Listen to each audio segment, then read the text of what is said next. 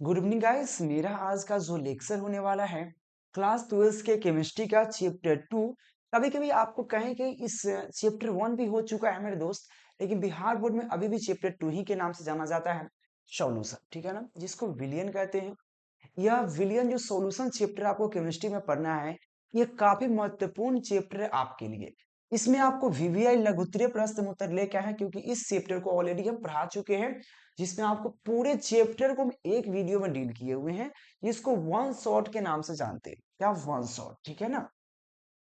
One shot से क्या होता है, मतलब कि पूरे चैप्टर को एक वीडियो में पूरे थ्योरी को डील कर देना, ठीक है ना। तो वन शॉट इसका हम ऑलरेडी पढ़ा चुके हैं। उसमें क्योंकि पूरा थ्योरी था, सभी ए टू जेड बेसिक से लेकर हाई लेवल पूरे चैप्टर था पढ़ाया गया है। तो उस चैप्टर से आपको केवल सेलेक्ट किया गया इंपॉर्टेंट क्वेश्चन आंसर लेके आए हैं सॉल्यूशन का, विलियन चैप्टर का। ये क्लास 2 के केमिस्ट्री है। अगर इस लेक्चर को देखती हो तो एक भी क्वेश्चन इस चैप्टर से नहीं छूटेगा, ठीक है। तो चलिए हम क्वेश्चन का शुरू करने के प्रयास करते हैं। तो सबसे पहला क्वेश्चन आपको पढ़ना है मोललता, ठीक है ना। देखिए मोलरता और मोललता ये समझिएगा। सबसे पहले मोलरता पढ़ेंगे, फिर मोललता पढ़ेंगे। मोलरता क्या है, ठीक है ना। Molarity of solution, molarity of solution की बात करता है। डिफिनीशन बहुत इजी है कि किसी एक लीटर विलियन में, किसी एक लीटर विलियन में घुले हुए विलय की कुल मोलों की संख्या। देखिए विलियन की बात किया गया, विलियन में यहाँ पे समझने वाली चीज क्या है आपके लिए, मैं आपको समझाने का प्रयास करता हूँ, ठीक है। विलियन कहने के मतलब क्या होता है, विलियन जिसमें अब विलियन में क्या क्या मिला होता है, विलायक प्लस विलय, ठीक है। तो अगर समझना कि विलियन में कौन चीज है, विलायक प्लस विलय, यानी कि विलियन जो बना, तो कह रहा है विलियन में किसी एक लीटर विलियन में, क्या कहा, किसी एक लीटर विलियन में, एक लीटर होना चाहिए। अगर एक लीटर विलियन है, एक लीटर विलियन में जो भी विलय की मोलों की संख्या है, घुले हुए विलय की मोलों की संख्या। भाई विलियन बना, एक लीटर विलियन अगर बनाए, सब समझ लीजिए, एक लीटर इसमें शरबत बनाए, ये बोतल मान लीजिए शरबत बनाने के लिए एक लीटर इसमें शरबत बना। शरबत बनाने में क्या क्या उपयोग हुआ, पानी उपयोग हुआ, चीनी हुआ, पानी चीनी का। तो पानी, तो एक लीटर विलियन बना, उसमें चीनी की मात्रा, कितना मात्रा उपयोग किया गया जो शरबत बना, तो वे विलय की कुल मोलों की संख्या को विलियन की मोलरता कहते हैं। अब इसमें चीनी की संख्या कितना उपयोग हुआ, उसी को विलियन की मोलरता बोलेंगे। एक लीटर विलियन बनाने में जो इसमें चीनी की मात्रा, विलय की मात्रा, क्योंकि विलय क्या है, विलायक क्या है, ऑलरेडी हम पढ़ा चुके हैं पूरे लेक्चर के माध्यम से, ठीक है ना। तो कहा किसी एक लीटर विलियन में घुले हुए विलय की कुल मोलों की संख्या क्या कहलाता है, विलियन की मोलरता कहलाता है। इसे कैपिटल एम के द्वारा सूचित किया जाता है। अब देखो इसका फॉर्मूला कैसे लिख सकते हैं, तो विलियन की मोलरता बराबर क्या होगा, विलय की मोलों की संख्या, क्योंकि जो मोलों की संख्या अपॉन विलियन की आयतन लीटर में, जो विलियन की आयतन जो होगा वो लीटर में लिखा जाएगा। तो कितना है, 1 किलो है। हो सकता है कि 5 किलो का निकालना हो, अगर 5 लीटर विलियन हो तो उसमें कितना विलय की मोलों की संख्या होगा, इस फॉर्मूला से याद कर सकते हैं, ठीक है। तो कुल मोलों के यहाँ पे विलय की मोलों की संख्या अपॉन क्या हो जाएगा, यहाँ पे विलियन का आयतन लीटर में, ठीक है। लीटर में इसलिए क्योंकि यहाँ पे 1 लीटर की बात किया गया है। चाहे आप या इस प्रकार से, एक और चीज, ये विलय की जो मोलों की संख्या ज्ञात करने का सूत्र क्या हो सकता है, तो विलय की मोलों की संख्या ज्ञात करने का सूत्र होता है कि विलय का द्रव्यमान अपॉन विलय का आणविक द्रव्यमान, यह ज्ञात करने का सूत्र। क्योंकि विलय की मोलों की संख्या कैसे ज्ञात कीजिएगा, पता तो होना चाहिए भाई। अगर आपको आपको मोलरता ज्ञात करना है, तो आपको विलियन की मोलों की संख्या, विलय की मोलों की संख्या, विलियन का आयतन पता होना चाहिए। या आपको अगर मोलों की संख्या पता ज्ञात करना है, तो विलियन की आयतन पता होना चाहिए, यानी कि मोलरता पता होना चाहिए और विलियन के आयतन पता होना चाहिए, जब ना आपको मोलों की संख्या ज्ञात कर सकते हैं। यानी कि 3 चीज में से कोई 2 चीज पता होना चाहिए। 2 चीज में से विलियन की अगर बात करें, मोलों की संख्या कैसे ज्ञात किया जाता है, अगर मोलों की संख्या पता हो लेकिन उसको कैसे ज्ञात करना है, याद रखना, विलय के द्रव्यमान अपन विलय का आणविक द्रव्यमान, ठीक है। इस चीज को जरूर ध्यान रखना है। यह न्यूमेरिकल हम पूरे थ्योरी के साथ हम बताए हुए, ठीक है, जरूर देखिएगा। चलिए नेक्स्ट क्वेश्चन की, विलियन की मोललता की बात करते हैं। देखिए मोलरता और मोललता ज्यादा डिफरेंस नहीं है। मोलरता में कहता है कि 1 लीटर विलियन में घुले हुए विलय की मोलों की संख्या, और यहाँ पे कहता है मोललता में क्या कहता है, मोललिटी में क्या कहता है कि 1 केजी, 1 केजी विलायक, याद रखना, विलायक, विलयन नहीं, विलायक। विलायक में घुले हुए विलय की मोलों की संख्या, यानी कि 1 केजी विलायक में कितना विलय की संख्या ज्ञात करेंगे जो हमको विलयन प्राप्त हो सकता है। ठीक है, वही कहता है किसी 1 केजी विलायक में घुले हुए विलय की कुल मोलों की संख्या विलयन की मोललता कहलाता है।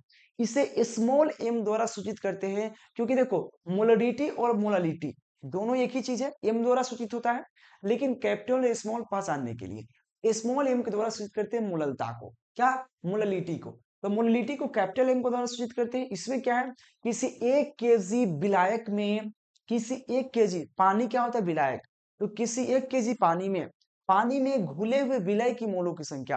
अब कितना चीनी घोल सकते हैं पानी में, उसी को बोलेंगे हम लोग विलयन की मोललता। ठीक है, तो किसी 1 केजी विलायक में घुले हुए विलय की कुल मोलों की संख्या विलयन की मोललता कहलाता है। इसे स्मॉल एम द्वारा सूचित करते हैं। अब देखो यहां बात करते हैं इसका सूत्र कैसे होगा, तो विलय की मोलों की संख्या अपॉन विलायक का द्रव्यमान केजी में, क्योंकि विलायक का द्रव्यमान केजी में, यह एम बराबर होगा, एम क्या है, विलयन का मोललता है। अब आपको पता है विलय की मोलों की संख्या ज्ञात करने के लिए आपको सूत्र एक दिया जाता है, विलय का द्रव्यमान अपन विलय का आणविक द्रव्यमान। ठीक है, तो मोललता समझ में आ गया, नहीं समझ में आएगा कमेंट जरूर करना। चलिए अगला टॉपिक है मोलरता और मोलरता में अंतर। यह अंतर आपको बार बार एग्जाम में देखने को मिलता है।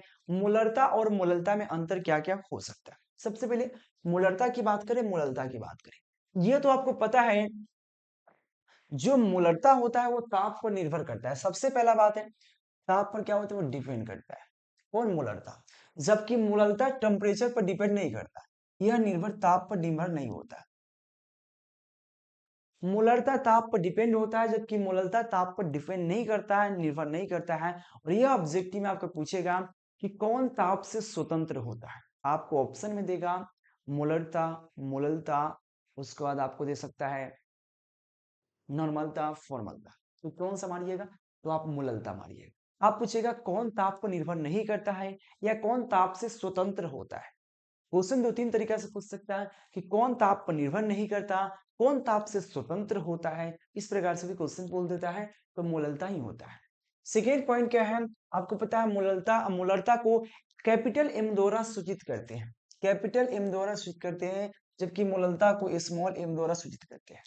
ठीक है, मोललता को इसकी इकाई मोल पर लीटर होता है, क्योंकि आपको पता है मोललता का डिफिनेशन होता है किसी विलियन में घुले, विलियन में घुले हुए मोलों की संख्या। तो विलियन में मोलों की संख्या, तो मोल हो जाएगा, मोल अपॉन क्या होगा, उसका आयतन लीटर में, यानी कि लीटर में तो क्या हो जाएगा, मोल पर लीटर हो जाता है, तो मोल पर लीटर, तो क्या इसकी इकाई मोल पर लीटर। जबकि मोललता क्या कहता है, इसमें 1 केजी विलय में कितना, किसी विलायक में, याद रखना इसकी मोल पर केजी हो जाता है, क्योंकि विलय की मोलों की संख्या अपॉन विलायक का द्रव्यमान केजी में रखा जाता है, तो मोल पर केजी हो जाता है इसका इकाई। फोर्थ पॉइंट क्या है, 1 लीटर विलियन में घुले हुए विलय की कुल मोलों की संख्या क्या कहलाता है, मोलरता, मोलरता कहलाता है।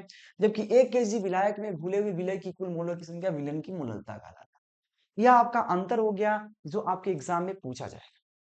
ठीक है ना मेरे दोस्त, और चैनल को सब्सक्राइब करके जाना है मेरे दोस्त, ऐसे छोड़ना नहीं है। साथ साथ में याद रखना है एप्लीकेशन के माध्यम से डेली आपको लाइव क्लास चल रहा है, तो उस लाइव क्लास को जरूर ज्वाइन करने का प्रयास कीजिएगा। ठीक है ना, और जो भी बच्चे अगर ज्वाइन करना चाहता है तो एप्लीकेशन में बहुत सारा फ्री ऑफ कंटेंट भी है, उस कंटेंट को भी आप देख सकते हैं, नो प्रॉब्लम। ठीक है, जरूर ध्यान रखिएगा। देखिए यहाँ पे मोल प्रभाज या मोल अंश क्या होता है, मोल फ्रैक्शन क्या है। देखिए मोल फ्रैक्शन कहता है, सिंपल बात है, मोल फ्रैक्शन, मोल फ्रैक्शन विलियन किसी विलियन में किसी अवयवों की मोलों की संख्या तथा कुल मोलों की संख्या के अनुपात को हम लोग मोल फ्रैक्शन कहते हैं। देखिए विलियन में दो ही चीज होता है, विलियन में दो चीज होता है, आपको पता है। विलियन में क्या होता है, एक तो विलायक होता है प्लस एक विलय होता है। अगर आपको कहा किसी मोल प्रभाव किसी विलियन में किसी अवयवों की मोलों की संख्या, अगर आपको सिंपल बात है विलियन की, चाहे आपको सीधा समझ लेते हैं,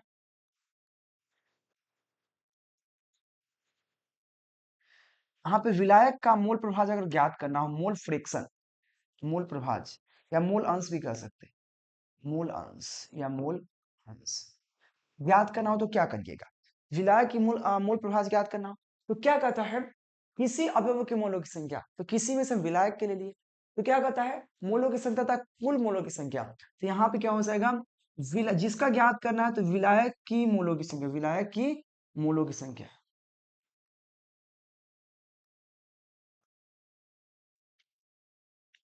अपॉन क्या हो जाएगा, विलायक की मोलों की संख्या, अपॉन में हो जाएगा विलय की मोलों की संख्या प्लस विलायक की मोलों की संख्या, विलय प्लस विलायक।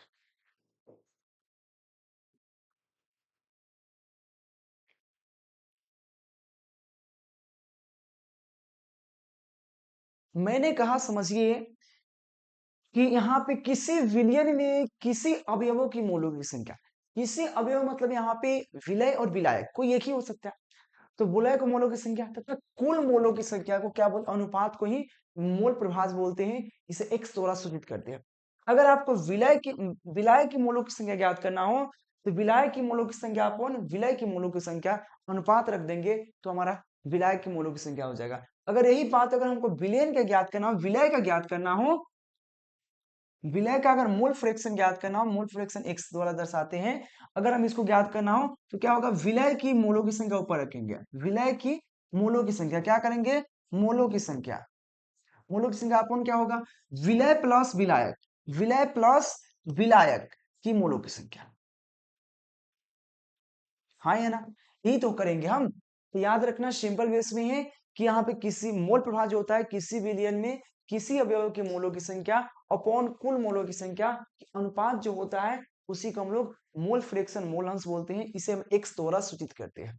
इसका किसी अवयव के मोलों की संख्या अपॉन कुल मोलों की संख्या को मोल फ्रैक्शन बोलते हैं। चलिए, हेनरी का नियम, बहुत प्यारा सा क्वेश्चन है, हेनरी का नियम क्या है, हेनरी एक वैज्ञानिक का नाम है जो एक नियम दिया था, यह नियम बहुत प्यारा सा है, चलिए समझने का प्रयास करते हैं। ठीक है, जो हेनरी होता है इस नियम के अनुसार किसी स्थिर ताप पर द्रव में गैसों की विलयता आरोपित दाब के सीधा समानुपाती होता है। मैंने कहा इस नियम, हेनरी एक वैज्ञानिक है, हेनरी ने एक नियम दिया था, कौन सा नियम दिया था, हेनरी के अनुसार कहता है कि स्थिर ताप पर टेम्परेचर तापमान स्थिर होना चाहिए, स्थिर ताप पर द्रव में गैसों की विलयता आरोपित दाब के समानुपाती होता है। मान लिया जाए कि द्रव में गैसों की विलयता आपका एम है, एम है, द्रव में गैसों की विलयता एम है और आरोपित दाब प्रेशर क्या है, पी है, आरोपित दाब क्या है, पी है, तो एम प्रोपोर्शनल क्या हो जाएगा, पी हो जाएगा। जब पी आपको प्रोपोर्शनल का चिन्ह हटाएंगे तो एम की इक्वल टू क्या होगा, के एच हो जाएगा पी, और के एच क्या है, जहां पे एक नियतांक के रूप में क्या कांस्टेंट के रूप में कार्य करेगा। डिफिनीशन से समझ में आ रहा है, हेनरी ने कहा था कि इस नियम के अनुसार, हेनरी के नियम के अनुसार स्थिर ताप पर टेम्परेचर स्थिर होना चाहिए, उस पर गैसों में द्रव की विलयता अगर मान ले एम है और विलायक का आरोपित दाब पी है तो क्या होगा, एम प्रोपोर्शनल पी होगा। आरोपित दाब के सीधा समानुपाती होता है, यानी कि एम प्रोपोर्शनल पी, एम बराबर क्या हो जाएगा, के एच पी, जहां के एच क्या है, हेनरी नियतांक है जिसको कांस्टेंट बोलते हैं। आपके सामने पूरा ए टू जेड लिखा हुआ है। मान लिया गैसों में द्रवों की विलयता एम और आरोपित दाब पी हो तो हेनरी के नियम से क्या हो जाएगा, एम प्रोपोर्शनल पी, और यहाँ पे जिसी प्रोपोर्शनल का चिन्ह हटाएंगे तो यहाँ पे बराबर लगाएंगे, यहाँ पे बराबर होना चाहिए, बराबर लगाएंगे, एम बराबर क्या होगा, के एच पी, जहां पे के एच क्या है, हेनरी नियतांक है, इसी को हेनरी कहते हैं। ठीक है ना, ये बहुत इजी क्वेश्चन था। ठीक है ना, और हेनरी का नियम का उपयोग भी बहुत जगह होता है, कहाँ कहाँ चलो उपयोग बताते हैं। हेनरी का नियम का उपयोग हम लोग क्या करते हैं, शीतल पेयजल में हेनरी के नियम का उपयोग किया जाता है, शीतल पेयजल में हेनरी का नियम का उपयोग किया जाता है। साथ में हेनरी का नियम का उपयोग आपको गोताखोर जो होता है, गोता गोताखोर जो होता है, गोताखोर जानते हैं ना, गोताखोर क्या होता है, तो गोताखोर जो होता है समुद्र के अंदर कोई चीज को पता लगाने के लिए, खोज करने के लिए जब जाता है तो गोताखोर, आप पनडुब्बी जिसको बोलते हैं, ठीक है ना, पनडुब्बी। ठीक है, तो याद रखना यहाँ पे हेनरी का नियम का उपयोग गहरे समुद्र में गोताखोर के लिए किया जाता है, कि गोताखोर में क्या होता है, गोताखोर जब जाता है अंदर तो पीठ पर क्या करता है, वो सिलेंडर लाद के लिए जाता है, वो पीठ पर सिलेंडर लाद के लिए जाता है, जिससे उसमें हाइड्रोजन, आपको कौन सा हीलियम गैस रहता है, ऑक्सीजन रहता है, नाइट्रोजन गैस और कार्बन डाइऑक्साइड, ये तीनों का मिश्रण रहता है, जिसको मिलाकर वो पीठ पर सिलेंडर के रूप में ले जाता है और ऑक्सीजन अंदर लेते रहता है। तो क्या होता है, कहाँ का उपयोग कर सकते हैं, शीतल पेयजल में, क्योंकि इसमें क्या होता है, द्रव में गैसों की विलायता किया था, जिससे कि आपको स्प्राइट पीते हैं, बहुत सारा ऐसा है ठंडा चीज पीते हैं, तो क्या करते हैं, वहां पे उसका उपयोग करते हैं, क्योंकि द्रव में गैस को मिलाते हैं। आप देखिएगा स्प्राइट को खोलिएगा तो गैस निकलता है, तो द्रव में गैस तो मिलन है, मिलाया गया है ना, उसको प्रेशर देकर मिलाया गया कि नहीं, बिल्कुल मिलाया गया है। तो हेनरी का नियम का उपयोग यही किया जाता है। ठीक है, और प्यार से समझना है तो इसका थ्योरी पूरा देख लीजिएगा, समझ में आ जाएगा। ठीक है, चलिए 7 नंबर क्वेश्चन क्या है, राउल्ट का नियम। देखिए राउल्ट ने भी एक वैज्ञानिक का नाम है, जो बहुत प्यारा सा है, और यह आपको राउल्ट के नियम एक दिया गया था, क्या दिया था, देख समझिए। इस नियम के अनुसार स्थिर ताप पर वाष्पशील द्रवों के विलयन में प्रत्येक अवयवों का आंशिक वाष्प दाब उसके मोल प्रभाव के समानुपाती होता है। यहाँ पे दो क्वेश्चन कह दिया, दो क्वेश्चन यह कह दिया, सीधा यहाँ पे एक चीज कहा, इस नियम के अनुसार स्थिर ताप पर टेम्परेचर स्थिर होना चाहिए, वाष्पशील द्रव में विलयन, विलयन के प्रत्येक अवयव, तो विलयन के प्रत्येक अवयव यानी कि विलयन में दो चीज है, एक तो विलय विलायक है, और विलयन में एक विलय है, हाँ या ना। तो विलयन में प्रत्येक अवयव जब कहा दिया, यानी कि विलयन में दो ही चीज है, एक विलायक और एक विलय, तो विलयन के प्रत्येक अवयवों का आंशिक वाष्प दाब उसके मोल प्रभाव के समानुपाती होता है। अगर मान लिया जाए कि पी ए विलायक और पी बी विलय का आंशिक वाष्प दाब है, तो पी ए क्या होगा, पी ए किसके प्रोपोर्शनल होगा, एक्स ए के, क्योंकि एक्स ए क्या है, विलायक का, क्या है हमारा, विलायक का मोल प्रभाव है, क्योंकि इस मोल प्रभाव देख सकते हो, जिसमें मोल मोल प्रभाव एक्स ए और एक्स बी है, तो विलायक के लिए एक्स ए और विलय के लिए एक्स बी होगा, क्योंकि मोल प्रभाव आपको बताया जाता है एक्स द्वारा सूचित करते हैं, तो एक्स ए जो होता है वो विलय का मोल प्रभाव होता है, एक्स बी जो होता है वो विलय का मोल प्रभाव होता है, हाँ या ना, बताना जरा, बिल्कुल। चलो, तो यहाँ पे कहा गया है, सिंपल है कि स्थिर ताप पर वाष्पशील द्रव में विलयन के प्रत्येक अवयव का, एक तो विलायक की एक विलय की,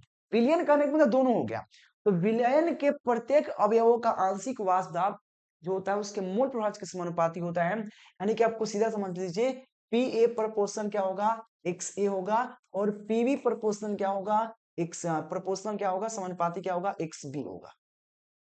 ठीक है, जो आगे यहाँ पे शायद बनाया गया होगा, देखो राउल्ट के नियम से क्या होगा मेरे दोस्त, ये चीज आप देख लीजिए, सिंपल बात है, पी ए प्रोपोर्शनल क्या होगा, एक्स ए होगा, और पीवी प्रोपोर्शनल क्या होगा, एक्स बी होगा, हाँ या ना। अब देखो जिस प्रोपोर्शनल का चिन्ह हटाते हैं, यानी कि आपको पी ए जो प्रोपोर्शनल है, पी ए प्रोपोर्शनल क्या है, एक्स ए है, एक्स ए है, प्रोपोर्शनल का चिन्ह हटाएंगे तो यह क्या होगा, बराबर लगेगा, तो पी नॉट एक्स ए हो जाएगा, या पी नॉट ए भी हो सकता है, तो पी नॉट ए जो होगा क्या है, शुद्ध वाष्प दाब है, क्या है, पी नॉट ए जो होता है वो हमारा एक्स ए क्या होता है, P not a, P not a, इसको पी जीरो ए पढ़िएगा, पी नॉट ए क्या है, समानुपाती नहीं आता है, जिसको हम बोलते हैं शुद्ध वाष्प दाब, विलयन की विलायक का शुद्ध वाष्प दाब है, क्या है, विलायक की शुद्ध वाष्प दाब है, जो यहाँ पे लिखा हुआ है, क्या, पी नॉट ए विलायक का शुद्ध वाष्प दाब है, ठीक है, और पीबी क्या है, विलय का शुद्ध वाष्प दाब है। ये चीज हम पूरा क्लियर कर दिए यहाँ पे, ऐसा नहीं कि छोड़े हैं, राहुल के नियम काफी महत्वपूर्ण है, ये पढ़ा चुके हैं।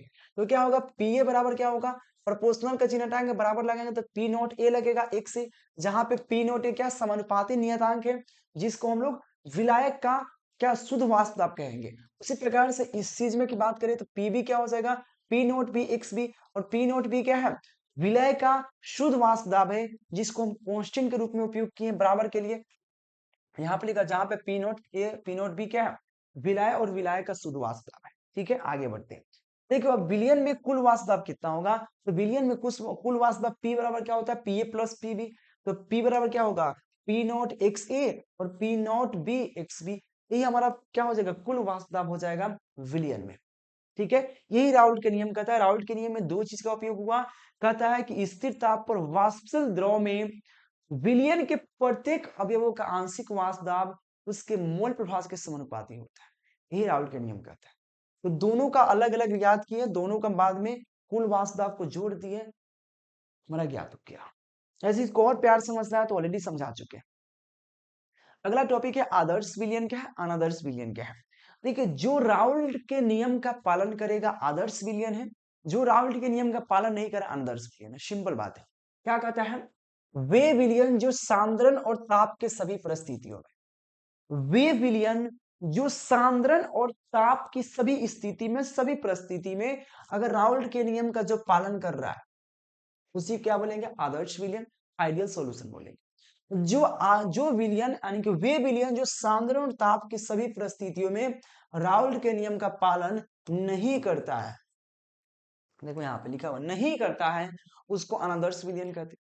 यानी कि आदर्श विलयन अनादर्श विलयन में ज्यादा कुछ फर्क नहीं है। और बार बार एग्जाम में पूछता है, आदर्श विलयन वे हैं जो सांद्रण और ताप की सभी परिस्थितियों में राउल्ट के नियम का पालन करेगा, वही हमारा आदर्श विलयन है। और जो राउल्ट के नियम का पालन नहीं करेगा अनादर्श विलयन है। हाँ या ना, बहुत इजी था। चलो, आदर्श और अनादर्श विलयन में खूब अंतर पूछता है, चलिए अंतर करने का प्रयास करें। आदर्श विलयन और अनादर्श विलयन में अंतर क्या समझिए। देखिए जो राउल्ट के नियम का पालन करता है, आदर्श विलयन क्या राउल्ट के नियम का पालन करता है, अनादर्श विलयन राउल्ट के नियम का पालन नहीं करता है। सबसे पहला पॉइंट।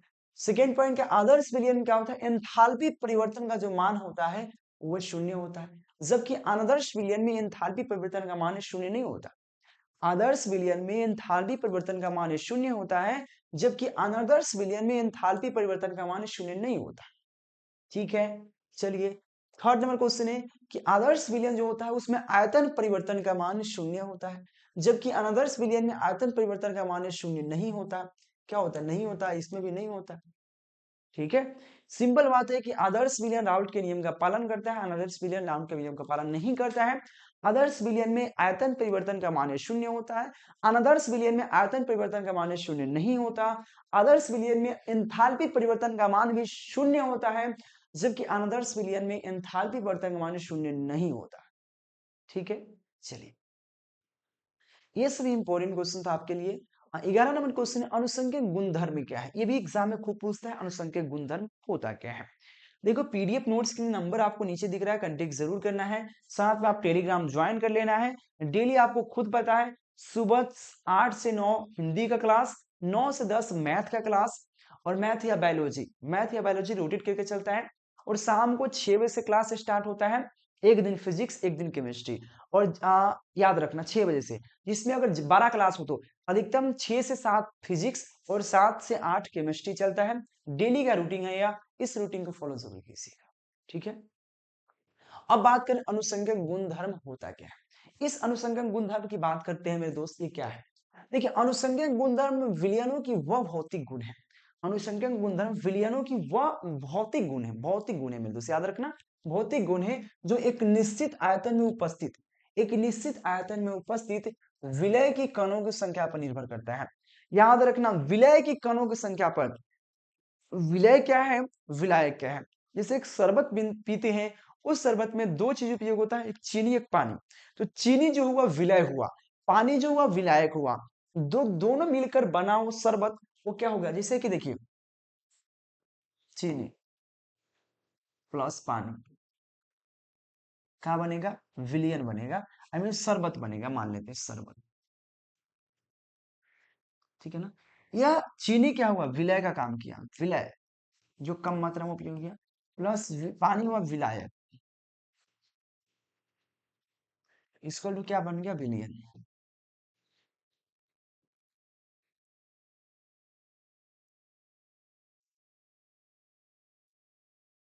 ठीक है, विलय प्लस विलायक इक्वल टू विलियन। देखो अब वो कह रहा है कि अनुसंख्यक गुणधर्म, यहाँ पे गुणधर्म विलयनों की वह भौतिक गुण है जो एक निश्चित आयतन में उपस्थित, किस पे, विलय, एक निश्चित आयतन में उपस्थित, निश्चित आयतन मतलब एक फिक्स आयतन, इसका फिक्स आयतन है भाई 1 लीटर हटेगा, इसमें कोई कोई चीज रखा हुआ है, तो निश्चित आयतन में उपस्थित विलय की कणों की संख्या पर निर्भर करता है। अगर इसमें मान लिया आपको स्प्राइट रखा हुआ है, स्प्राइट है 1 लीटर, एक निश्चित आयतन भाई 1 लीटर है, इसमें इसमें कितना विलय की संख्या है, विलय की संख्या कितना है उसी पर ना, उसी का निर्भर करता है, विलय की कणों की संख्या कितना इसमें उपयोग हुआ है उसी पर निर्भर करेगा। विलय की कणों की संख्या पर निर्भर करता है, अनुसंख्यक गुणधर्म कहलाता है। एक और बात, अनुसंज्ञक गुणधर्म जो होता है, अनुसंज्ञक गुणधर्म जो होता है, यह क्या विलय की कणों की प्राकृतिक और उसकी संरचना पर निर्भर नहीं करता। उसकी कैसी प्राकृतिक है उस पर निर्भर नहीं करेगा, उसकी संरचना क्या है उस पर भी निर्भर नहीं करेगा, उसकी प्राकृतिक और उसकी संरचना पर निर्भर नहीं करता है। यह जरूर आपको ध्यान रखना है, ठीक है। चलिए, और आपसे चलिए अगला क्वेश्चन है कि अर्धपरागम में झिल्ली क्या है। देखिए अर्धपरागम में झिल्ली आप सीधा समझ लीजिए कि जैसे कि आप लोग देखे होंगे जाली, जाली होता है, बालू चालने वाला देखे होंगे, उससे क्या होता है, उसमें सिंपल वे से है कि जब बालू चालने वाला झिल्ली, चाहे चाहे छन्नी की बात करते हैं, चाहे छन्नी, चाहे छन्नी रहता है इस प्रकार से, इसमें चाय डालते हैं, इधर से सब आ जाता है, तो कौन आता है, सिर्फ पानी आता है, विलायक है या ना। उसमें चाय तो ऊपर रह जाता है, चाय पत्ती तो ऊपर रहता है, यानी कि विलायक ऊपर ही रह जाता है, यानी कि वैसा झिल्ली, वैसा झिल्ली जिसमें विलायक के अणु आर पार हो सकता है, यानी कि वैसे झिल्ली बताइए जो विलायक के अणु आर पर हो सकता है, उसी को अर्धपरागम्य झिल्ली कहते हैं। जैसे देखिए वे झिल्ली जो विलायक के अणुओं को अपने से होकर आर पार जाने देता है, किंतु या परंतु किंतु होगा, किंतु क्या होगा, विलय के अणुओं को आर पार नहीं जाने देता है, अणुओं को नहीं, अर्थात उसे अर्धपरागम्य झिल्ली कहते हैं। मैंने कहा वैसा जाली की बात करें, वैसा झिल्ली की बात करें जिससे होकर विलायक के अणुओं को जाने दे। जैसे कि अब माटी और पानी को अगर मिलाया जाए और धोती से छाना जाए तो आपको पानी चला जाएगा लेकिन मिट्टी नहीं जाएगी। उसी प्रकार से छेना फाड़ा जाता है, छेना का जो छेना छेना पानी है, तो छेना रहता है, पानी गिर जाता है लेकिन छेना अटक जाता है। उसी प्रकार से बहुत सारा झिल्ली है, चाय आपसे चाय छन्नी की बात कर ले, चाय नीचे आ जाता है, ऊपर चाय की पत्ती ऊपर रह जाता है, यानी कि अपने से विलायक की मात्रा को बाहर जाने दिया और विलय को ऊपर अटका लेता है। तो वैसा झिल्ली जिससे विलायक के अणु आर पर हो सकता है, अर्धपरागम्य झिल्ली कहलाता है। प्रासरण क्या है, प्रासरण की बात करें, ये सब इंपॉर्टेंट क्वेश्चन है। प्रासरण, प्रासरण दो विभिन्न सांद्रण वाले घोलों के बीच होने वाला एक विशेष प्रकार के विसरण की क्रिया है जो अर्धपरागम्य झिल्ली द्वारा होता है। यहाँ पे सबसे पहले क्लियर हो गया, ये किससे संपन्न होता है, अर्धपरागम्य झिल्ली से, और जो भी अर्धपरागम्य झिल्ली से होगा उसमें केवल विलायक होगा, विलायक। क्या कि भाई अर्धपरागम्य झिल्ली में केवल विलायक की बात होता है तो केवल विलायक होगा। तो प्रासरण क्या है, प्रासरण दो विभिन्न सांद्रण वाले घोलों के बीच एक होने वाला विशेष प्रकार का विसरण है, यानी कि दो सांद्रण, दो सांद्रण, सांद्रण में होता है में होने वाला, उसके बीच होने वाला एक विशेष प्रकार का विसरण है, घोल है, विसरण मतलब घोल होता है। तो प्रासरण दो विभिन्न सांद्रण वाले घोलों के बीच होने वाला विशेष प्रकार का विसरण मतलब घोलना है, विसरण की क्रिया है जो एक किस है, जो एक अर्धपरागम्य झिल्ली द्वारा होता है। और जिसमें अर्धपरागम्य झिल्ली होगा तो उसमें केवल विलायक के अणु ही भाग लेंगे, विलयन नहीं लेंगे, विलय के नहीं लेगा, और केवल विलायक का अणु भाग लेगा। ठीक है, आगे बढ़ते हैं। अगला टॉपिक हम क्या पाते हैं, विसरण, प्रासरण दाब और विसरण में अंतर। तो प्रासरण दाब पढ़ लेते हैं पहले, प्रासरण दाब क्या है, उसके बाद हम पढ़ाएंगे आपको अंतर पढ़ाएंगे। पहले प्रासरण दाब तो पढ़ ले, आप प्रासरण दाब पढ़ लीजिए, उसके बाद देखिए प्रासरण दाब क्या है। वे बाहरी दाब जो विलयन की तरफ से लगाए जाने पर प्रासरण को क्रिया को रोका जाता है। जैसे समझिए, जैसे कि प्रासरण की बात कर रहे हैं, तो प्रासरण क्या है, यानी प्रासरण दाब की बात कर रहे हैं, यानी कि कहीं झगड़ा आप करते हैं, झगड़ा करते हैं तो आप कहते हैं कि हम फरियाल है भाई, जैसे कि कहीं की झगड़ा होता है, कहते हम इसके बेटे हैं। फिल्म में देखे होंगे, फिल्म में देखे होंगे तो क्या होता है, फिल्म में सिंपल बात है, कहता है हमारे आधी रेड्डी के बेटा है, आधी रेड्डी के, तो वो किस पर कुदुक रहा है, वो अपने बाप पर कुदुक रहा है, कुदुक रहा है ना बाप पे, कहता अपने बाप का धमकी दे, यानी कि उसका हाथ क्या है, उसके बाप का हाथ है, उसके पिता का हाथ है जो उस पर कूद रहा है। उसी प्रकार से वे बाहरी दाब जो विलियन की तरफ से लगाए जाने पर उससे प्रासरण की क्रिया को रोका जाता है, प्रासरण दाब कहलाता है। ये बहुत बार पूछा गया है, इसे पाई द्वारा सूचित करते हैं, और पाई द्वारा कुछ CRT होता है, ये प्रूफ करके ऑलरेडी हम बता चुके हैं आपको पूरे थ्योरी के माध्यम से, वो जाकर देख लीजिएगा, प्लेलिस्ट बना हुआ है। तो कहता वे बाहरी दाब जो विलियन की तरफ से लगाए जाने पर क्या करते हैं, उसके क्रिया को विलियन की तरफ से लगाए जाने पर यहाँ पे प्रासरण की क्रिया को रोका जाता है, प्रासरण दाब कहलाता है, इसे पाई द्वारा सूचित करते हैं। अब दोनों में अंतर देखने का प्रयास करते हैं, विसरण और प्रासरण में अंतर क्या है। सबसे पहली बात क्या है, जो प्रासरण होता है, प्रासरण में अर्धप्रगम में झिल्ली की आवश्यकता होता है। क्यों? जस्ट कोई प्रासरण पढ़ाया जिसमें अर्धप्रगम में झिल्ली द्वारा आवश्यकता होता है, और जहां पे अर्धप्रगम में झिल्ली होगा वहां पे कहा केवल विलायक अणु होगा। ठीक है, और देखिए प्रासरण में अर्धप्रगम में झिल्ली का आवश्यकता होता है, जबकि विसरण में, प्रासरण और विसरण में अंतर है ना, प्रासरण दाब नहीं, प्रासरण और विसरण में अंतर है। और विसरण में क्या होता है, अर्धप्रगम में झिल्ली का आवश्यकता नहीं होता, अर्धप्रगम में झिल्ली का आवश्यकता है। जब प्रासरण की बात करता है तो इसमें क्या होता है, केवल द्रव अवस्था में होता है, केवल द्रव अवस्था में होगा। जबकि आपको केवल द्रव अवस्था इसलिए क्योंकि यह अर्धप्रगम में झिल्ली की आवश्यकता हो रहा है, और अर्धप्रगम में झिल्ली में क्या विलायक अणु, और विलायक केवल द्रव के रूप में रहता है। ठीक है, तो विसरण की क्रिया में क्या ठोस, द्रव, गैस तीनों अवस्था में होता है। ठीक है, तीनों अवस्था में। थर्ड पॉइंट है, प्रासरण में केवल विलायक का अनुभाग लेते, जैसा बताया, जबकि विसरण में विलयन, विलायक और विलय दोनों का अनुभाग लेते हैं, आई मीन विलयन का अनुभाग लेते हैं। ठीक है ना, ये आपका दोनों में अंतर था इस चैप्टर का मेरे दोस्त। इतना ही आपको इंपॉर्टेंट क्वेश्चन है, अगर इसको पूरा पढ़ लेते हो, 15 के 15 क्वेश्चन, ज्यादा बहुत है नहीं, तो इसमें से 2 क्वेश्चन फिक्स आपके एग्जाम में आएगा, और 4-5 ऑब्जेक्टिव यहाँ से क्लियर हो जाएगा। ये चीज जरूर ध्यान में रखना है। ठीक है, और इसी प्रकार से आपको हर चैप्टर का वन शॉट, हर चैप्टर का इंपॉर्टेंट क्वेश्चन आंसर, हर चैप्टर का ऑब्जेक्टिव क्वेश्चन आंसर देंगे। हर चैप्टर का 3 लेक्चर होगा मेरे दोस्त, और इसी प्रकार से आप टॉपर का तैयारी हो जाएगा। इस प्रकार से आप 450 का प्लस का टारगेट लेकर चलिएगा, अभी से ही आप बिल्कुल यह कर सकते हैं। और इसी प्रकार से टॉपर बैच ज्वाइन करना चाहते हैं, नंबर दिख रहा है, कांटेक्ट कीजिएगा। केकेजी क्लासेस का ऐप है, डाउनलोड कर लीजिएगा, जहां पे बहुत सारा फ्री ऑफ कंटेंट भी मिल जाएगा, साथ में बहुत सारा आपको जब अच्छा लगेगा तो आप उसको परचेज भी कर सकते हैं, जो बहुत कम प्राइस में रखा गया है, मात्र 99 रुपए से शुरू है बैच।